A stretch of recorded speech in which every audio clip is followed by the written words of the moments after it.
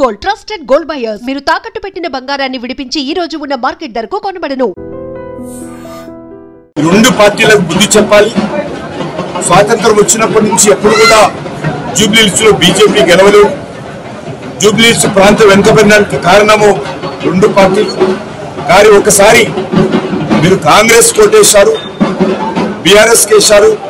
ఒక్కసారి ఇక్కడ ఎమ్మెల్యేగా మరి భారతీయ జనతా పార్టీ అందరికీ ఓటు వేయాల్సిందిగా, మోడీ గారి నాయకత్వాన్ని బలపరచాల్సిందిగా, మరి ఖచ్చితంగా కాంగ్రెస్ పార్టీ అవినీతి కుంభకోణాలకు వ్యతిరేకంగా, కాంగ్రెస్ పార్టీ మజ్లిస్ పార్టీ యొక్క మరి అనైతిక ఓటుకు వ్యతిరేకంగా భారతీయ జనతా పార్టీ పోరాటం చేసి జూబ్లీహిల్స్ ని రక్షిస్తాము, హైదరాబాద్ ని రక్షిస్తాము, తెలంగాణను రక్షిస్తాము.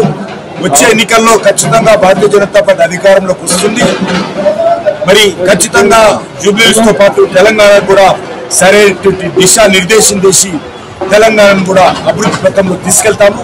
కాబట్టి ముందుగా జూబ్లీహిల్స్ లో బీజేపీకి ఓటు వేసి గెలిపించాల్సిందిగా అన్ని వర్గాల ప్రజలకు విజ్ఞప్తి చేస్తా ఉన్నాం.